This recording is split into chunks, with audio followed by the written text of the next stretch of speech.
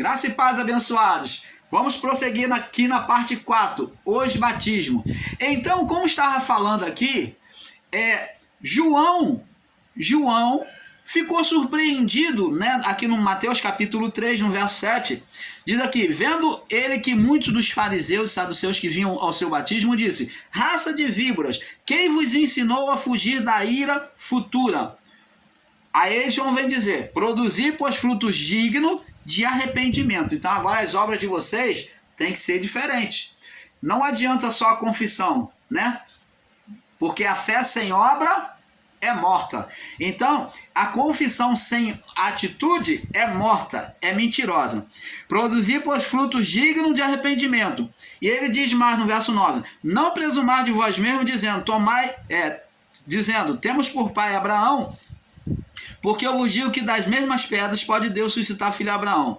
Mas agora está posto o machado à raiz das árvores. Está falando de juízo. O machado à raiz das árvores. Toda árvore que não produz, o machado aqui é representação do juízo na lei. Machado é representação do juízo na lei, que a lei era pesada, ela era dura, ela era pesada. Então, o juízo da lei é a representação do machado. E as árvores são os homens. Então diz: toda árvore que não produz bom fruto é cortada e lançada no fogo. Qual a árvore que vai para o fogo? A alma humana. Toda árvore que não dá bom fruto é cortada e lançada no fogo. Então, se a árvore não fosse frutífera, não tivesse frutos espirituais, a parte alma seria extirpada, né? Eu, na verdade, vos batizo com água para arrependimento. Eu, na verdade, estou batizando com água para quê? Simbolizando o arrependimento. Agora, uma nova aliança sendo anunciada, que é preparar o caminho, né? Ele foi enviado para preparar o caminho, então ele estava anunciando uma nova aliança de Deus que viria. Um novo mundo, uma nova manifestação de Deus ao homem. Então diz aqui: em verdade vos digo, em verdade vos batizo com água para arrependimento, mas aquele que vem após mim, que vem depois de mim, é mais poderoso do que eu, cujas sandálias eu não sou nem digno de carregar, de levar. Ele, falando de Jesus, vos batizará com o Espírito Santo e com fogo. Então o batismo de João era com água. E o batismo de Jesus, o batismo no ministério do Espírito, era com o Espírito e com fogo. Fogo significa o quê? Purificação. Fogo significa o quê? Juízo de Deus. Purificação do Espírito. Como que seria purificado o Espírito? Na separação da alma. Esse fogo aqui é o fogo espiritual de Deus. O irmão Paulo, já nos seus equívocos, ensinou até esse fogo como juízo sobre Jerusalém. Como existe muitos irmãos em graça, meus ainda que não tiveram o entendimento que o irmão Paulo teve, estão ensinando como juízo de Jerusalém. A queima dos cristãos, a queima da cidade de Jerusalém. Não, mas o juízo físico que houve em Jerusalém foi um juízo do ser espiritual Satanás. Não teve nada a ver com Deus. A única coisa que teve da parte de Deus foi a permissividade na legalidade do ser espiritual. E o juízo de Deus foi apenas espiritual, sobre a alma. O juízo foi sobre as almas. Você está entendendo, amado? Na separação das almas do espírito. Deus trazendo para si aquilo que lhe pertencia, que é o espírito, de volta.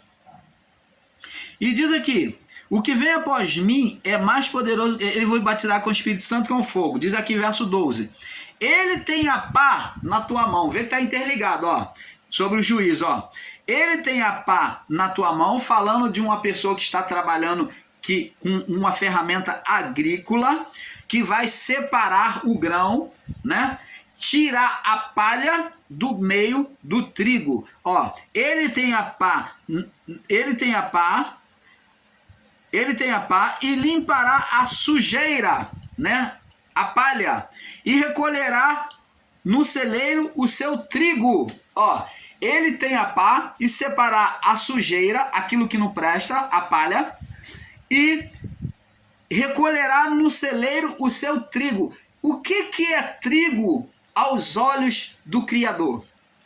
Trigo aos olhos do Criador sempre foi o quê? O Espírito. E o que passou a ser palha aos olhos do Criador? A alma.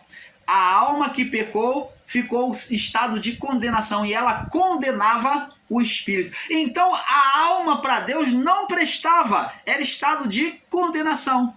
A alma de Adão até a cruz. Então a alma, ela não tinha condição de subir, porque era suja, era palha, era joio. Então ela não tinha a menor condição de subir. E quem é que poderia subir, que tinha que voltar para casa? O Espírito, a divindade de Deus no homem. Então ele tinha que voltar para casa. E para Deus desprender o Espírito da alma, ele tinha que ter uma pá, tinha que separar aquilo que era trigo, mas para separar o que era trigo, ele tinha que separar a palha, tirar a palha, o joio, queimar. Então o Espírito estaria livre para subir. O trigo poderia ser recolhido, né, no celeiro de Deus. Você está entendendo, amado? Canal Luzes da Graça, trazendo a perfeita revelação do Pai a vocês, com toda alegria. Agora vamos no batismo de Jesus, verso 13. Mateus 3:13. Então veio Jesus da Galileia ter com João junto ao Jordão. Vamos entendendo. Você que despreza isso aqui e fala, isso aqui é conta de carochinha, já estou cansado de ler isso aí, não tem nenhuma revelação. É o que você pensa. Se não tiver olhos espirituais, não vê nada, só vê letra. É verdade. Então veio Jesus da Galileia ter com João. Jesus veio ter com João. E o João estava testemunhando acerca daquele que viria, né? E ele estava ali no Jordão, para ser batizado por ele. Jesus se submetendo à justiça do Pai. Humildade, está ali cumprindo o seu ministério, o seu propósito. Então, verso 14 diz assim: mas João opunha-se, fez oposição, opunha-se-lhe, dizendo, fez oposição a ele, dizendo: eu é que careço ser batizado por ti, e vens tu a mim? Eu é que estou precisando, eu é que preciso ser batizado pelo Senhor. Ele reconheceu Jesus na sua grandeza espiritual. Mas Jesus, porém, respondendo, disse-lhe: deixa por agora, por este momento, deixa assim por agora, porque assim nos convém a nós, ó, tanto João estava cumprindo quanto ele, cumprir toda a justiça, toda a palavra, toda a lei. E ele o permitiu.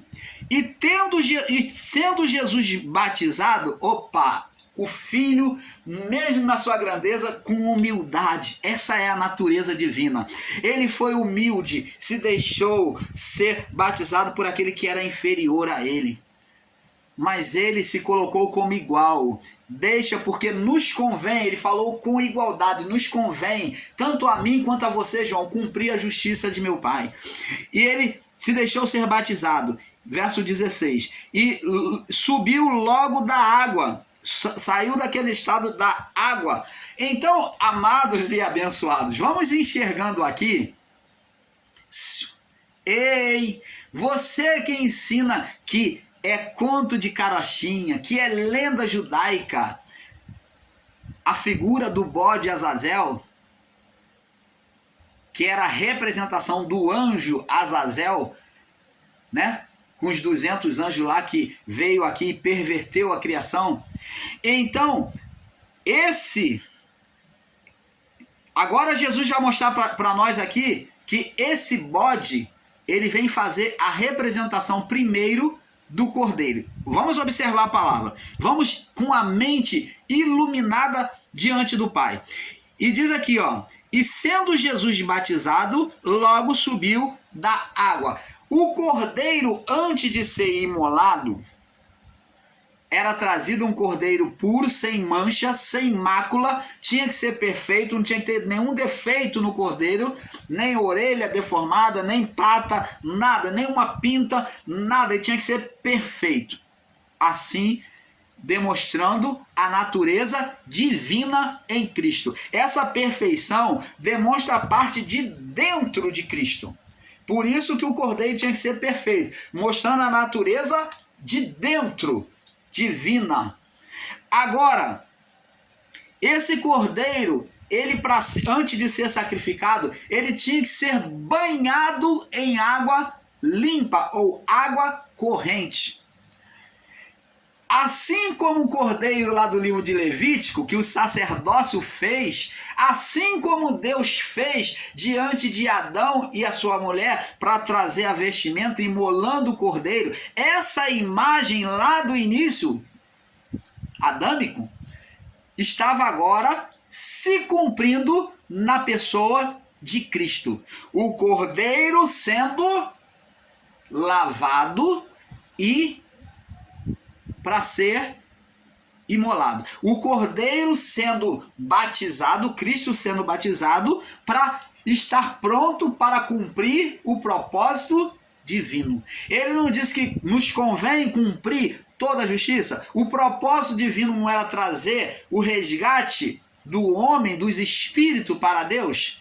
Então agora o primeiro ponto que ele cumpre como cordeiro, lavado com água, sendo batizado, subiu logo da água.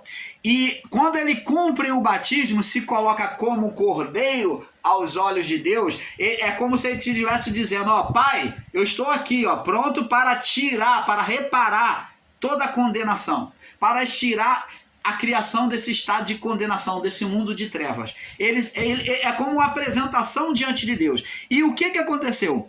E eis que lhe abriram os céus, ó, os céus foram abertos. E viu o Espírito descendo como pomba. O céu foi aberto. Opa! Abençoados! O canal Luz da Graça tem o maior prazer, a maior alegria de mostrar a você a revelação do Pai. Vamos agora, aqui no livro de Gênesis, mostrando esses céus abertos. E agora, vamos ver agora o Espírito de Deus descendo como uma pomba e vindo sobre ele. O céu foi aberto e viu o Espírito de Deus descendo como uma pomba. Vamos ver agora essa imagem representada, apresentada na forma física. Você, como o irmão Paulo ensina, é imagem sobre imagem, mandamento sobre mandamento, preceito sobre preceito. É um pouco aqui, um pouco ali. E este fato aconteceu na história humana da criação. Agora, esse acontecimento fazia uma imagem naquilo que haveria de acontecer. Ó, Gênesis capítulo 8, verso 10. Quando terminou o dilúvio, Noé, para poder saber se, quando a chuva passou, Noé, para saber se as águas já tinham baixado, né, terminou aquele período de chuva, Noé, então, para saber se as águas já tinham baixado, mandou primeiro um corvo. Como sabemos, o corvo, ele não teve fidelidade, porque o corvo, ele tem que ter um lugar para pousar. Então, o que o corvo fez? Ele, diante de tanta água, né? O corvo ia e voltava. Ele saía da arca e andava, voava uma determinada distância, via que não tinha nada, que ele tem uma visão mais alongada também, né, o corvo. Então ele ia e voltava para a arca, demonstrando que o corvo, que é a representação da natureza da carne, a representação do corvo é a representação da natureza da carne,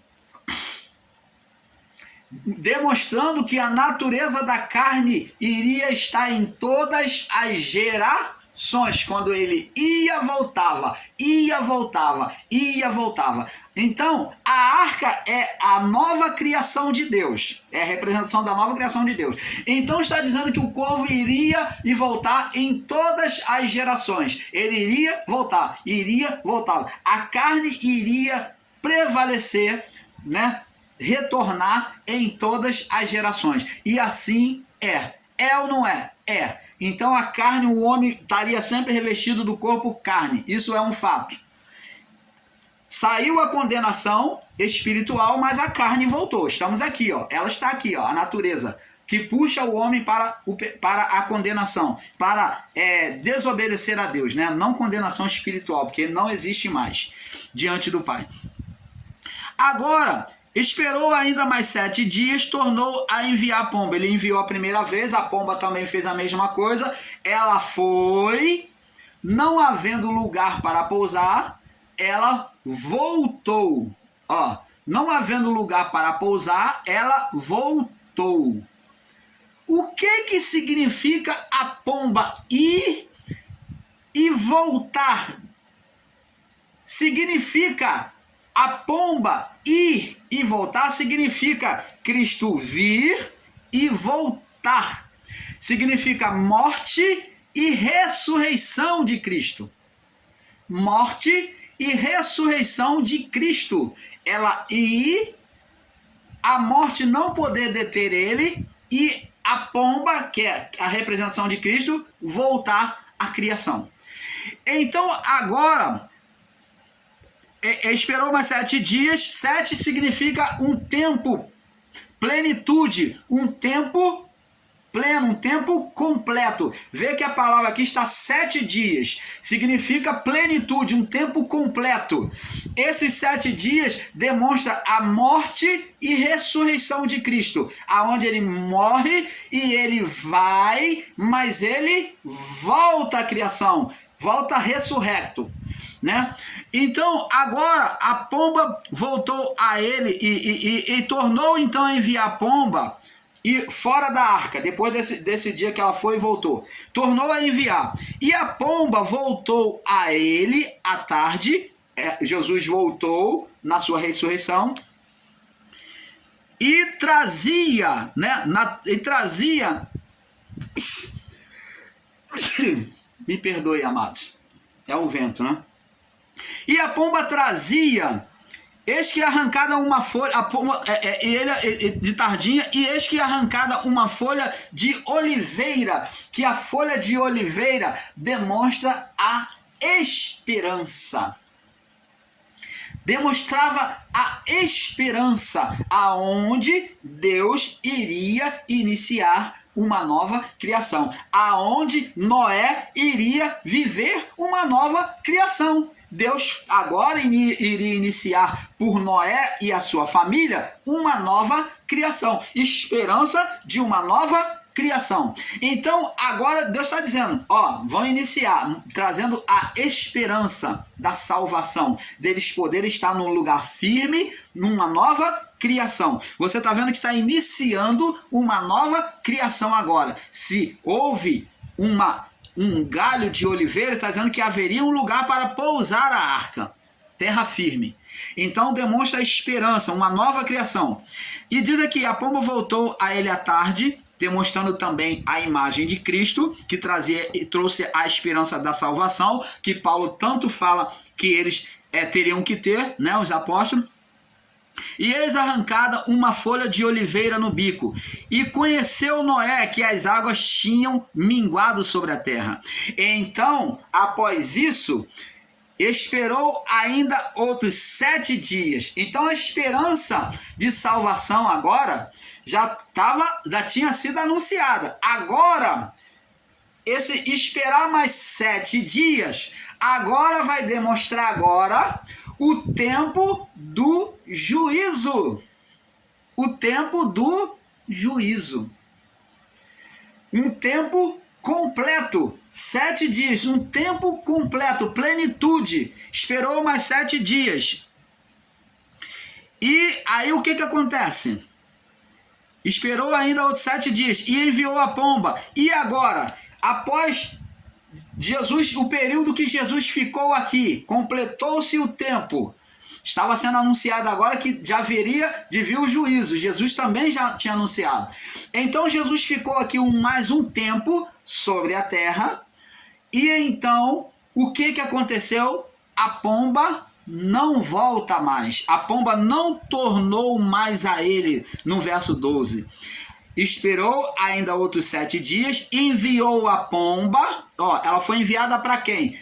Para Deus. A pomba, foi ressurreta agora para os céus diante dos olhos dos discípulos, lá em Atos, né? Dos olhos dos discípulos. A pomba voltou para casa e não mais tornou a ele. Então, essa imagem, abençoados, canal Luz da Graça, trazendo a revelação espiritual das palavras do Pai a você. Então, Jesus aqui se apresenta como Cordeiro, demonstrando Levítico 16. Segura aí. Cordeiro, para purificação. E agora, vê que tem lavagem de água também, né? Ele entra na água. E eis que lhe abriram os céus. Céus abertos significa um novo mundo. Que está dizendo que vai... dizendo que não haveria juízo ali. Agora um novo céu, que não haveria juízo ali. No mundo... no ministério espiritual de Cristo. E diz aqui: e viu o Espírito de Deus descendo como pomba. Representado lá no período noélico. A história fazendo uma imagem sobre os acontecimentos espiritual. Por isso que nós cremos que todo acontecimento na terra é manifesto nos céus. Porque Jesus disse, porque tudo que ligardes na terra será ligado nos céus. Jesus disse, porque seja feita a tua vontade, pedindo ao Pai, assim, aqui na terra, manifesta aqui na terra a tua vontade aqui na terra, como é a tua vontade no céu. Então há um paralelo entre céu e terra. Pregar um literalismo de palavra como um homem é só homem, que só tem que conhecer a palavra, você não deveria nem estar ensinando, porque a palavra diz que não precisaria nem ensinar, lá em Jeremias, como já lemos. Que nos últimos dias não precisaria o irmão ensinar o outro irmão. Que o Espírito Santo fala. Então por que você ensina? Se você ensina com literalismo de palavra, dizendo que o nome de Jesus não tem poder, que o nome de Jesus não tem necessidade, que Jesus não cura hoje, que Jesus não fala, Deus não fala mais por meio do homem, que não cura pelo nome de Jesus. Ora, então por que você ensina? Se o Espírito Santo já está dentro? É a mesma pergunta que nós fazemos a você. Agora vê aqui, viu o Espírito de Deus, como lá em Noé, demonstrando que estava acontecendo uma nova criação em Cristo, quando ele se propôs, ele ergueu o coração diante de Deus, falou: Pai, estou aqui pronto para cumprir, para ser o Cordeiro e para ser o bode Azazel. Nós vamos ver isso. E descendo como pão vindo sobre ele. Agora, quando ele cumpre a imagem noélica de uma nova criação, agora o que acontece no verso 17? Eis uma voz do céu que dizia: este é o meu filho amado, em quem me comprazo, ou em quem eu tenho prazer. Quando Deus vê alguém disposto a se submeter à sua palavra, Deus também diz para essa pessoa: eu tenho prazer no irmão Paulo. Esse é o meu filho amado em quem eu tenho prazer. Deus não disse só para Jesus, não. Ele diz para cada um daqueles que se submete, que tem prazer em cumprir a justiça de Deus, como João e Jesus. Deus falou também acerca dessa mesma confissão, acerca de Jó. Observaste, falou para o inimigo, Satanás, falou: observaste meu servo Jó? Aí Deus, com alegria no seu coração, disse assim: homem íntegro, reto, temente a Deus, temente a mim, e que faz de tudo para se desviar do mal, das suas setas, do mal que você tenta contra ele. Você está vendo? Por 2 vezes, Deus testemunhou da mesma forma que testemunhou de Jesus. Quase o mesmo significado. Deus mostrando prazer em Jó. Observaste o meu servo Jó, como um homem fala orgulhosamente do seu filho. Observaste o meu servo Jó, homem íntegro, reto, temente a Deus e que se desvia do mal. Mostrou 4 qualidades em Jó. O próprio Deus testemunhou com a boca dele. E aqui ele testemunha do filho. Este é o meu filho amado em quem eu tenho prazer. Agora, vamos ver agora que Jesus cumpriu como cordeiro. Após ele ser batizado, segue aqui no capítulo 4, então foi conduzido Jesus pelo Espírito ao deserto. O bode amarrado por uma corda, conduzido por um homem, lá em Levítico, no capítulo 16 e 17, fala sobre esses fatos. Você pode ler. Então, agora Jesus não foi conduzido por homem, não foi o homem que levou Jesus, foi o próprio Espírito de Deus. Ele conduziu Jesus ao deserto como o bode Azazel. Ele fez a representação do cordeiro, agora ele está sendo feito, ele está na representação do bode. Você está entendendo, amado? O que é que desenha? Porque existem irmãos meus aí, ensinadores comigo, que têm dificuldade de enxergar as coisas espirituais. Não enxerga os detalhes espirituais dentro da palavra. Agora Jesus representado como o bode. Por isso que ele foi conduzido de igual forma, só que pelo Espírito ao deserto, para ser tentado. Por que então Deus conduziu ele para o deserto? Por causa de Levítico 16, que era a imagem que já vinha sendo feita, que Cristo tinha que cumprir. Quando Jesus se candidatou, se submetendo à palavra, Deus falou, olha, eu tenho prazer, como eu tenho prazer no meu filho.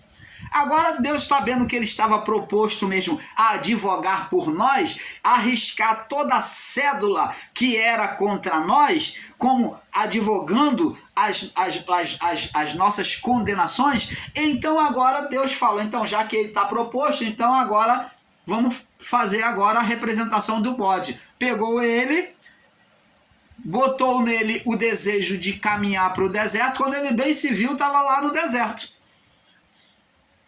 para ser tentado pelo diabo, aonde muitos irmãos meus dizem que o diabo era somente a carne de Jesus, como o irmão Paulo, na sua ignorância também, já ensinou equivocado. Mas o irmão Paulo cresceu no entendimento, deixou de ser menino. Mas agora o irmão Paulo entende com os olhos espirituais que ali não era a carne de Jesus o diabo, mas o diabo era a manifestação do ser Satanás na mente de Jesus, ou na carne de Jesus. A manifestação na carne de Jesus, ou na mente de Jesus, é que é chamado diabo. Aqui está uma literalização daquilo que aconteceu, porque senão a palavra teria que explicar tudo isso que o irmão Paulo está explicando com detalhe, que o Satanás entrou na mente e começou a atuar trazendo imagens e pensamentos contrários à palavra do Criador, aonde Jesus pelo Espírito combateu. Você está entendendo, amado? Então, tanto é, amados, que a partir depois que termina a prova, o próprio pai envia os anjos para cuidar do seu filho, porque terminou aquela prova, aquela palavra, aquele acontecimento histórico tornou-se verdade no plano espiritual. As imagens tinham que ser cumpridas. Então, cumpriu-se a imagem? Cumpriu-se. Então, o pai vai lá agora e acolhe o filho, enviando seus anjos para cuidar dele e suprir as necessidades dele. Você está entendendo, abençoados? Oh, amados, Então a pomba era a representação da esperança e trazia no bico uma folha da oliveira. Jesus agora, quando cumpriu o batismo e foi para o deserto, ele estava ali iniciando um novo ministério, uma nova aliança, que o batismo era a representação da aliança, foi a nova aliança que João Batista entendeu e trouxe agora uma circuncisão por dentro, que juntou a lei com a graça junta pelo batismo de João. Então o batismo de João foi a junção da lei com a graça, foi intermediário. Aqui, ó, o batismo de João foi o intermediário, a junção da lei com a graça, aonde se cumpria a palavra, tinha que haver cumprimento da palavra, e a água, que foi a representação na lei de purificação, vê que a água está na lei, o sangue está na lei, o cordeiro está na lei, tanto que João Batista, quando Jesus estava vindo batizar, João Batista apresentou Jesus dizendo: este é o Cordeiro de Deus de quem eu falo. Cordeiro apresentando o quê? A lei. Aquilo que a lei fazia, sacrificando o cordeiro. Então significa dizer que João estava apresentando a lei junto com a graça, que seria manifesta. A partir do batismo, o mundo da graça estava ali se abrindo, sendo manifesto. O céu se abriu, demonstrando uma nova criação, um novo ministério. Então estava ali dois ministérios em transição: lei e graça. Por isso que os discípulos teriam que cumprir a lei. Por isso que os discípulos teriam que cumprir a lei ainda. Você está entendendo, amado? Então, abençoados, vamos tendo esse perfeito entendimento. Jesus agora vem mostrar uma nova aliança, né? Mostrando o Espírito que ele estaria ali. A aliança divina era aberta a todos, os gentios, sem escolha. Você está vendo que se batizava não só judeu ao batismo de João, como também gentio.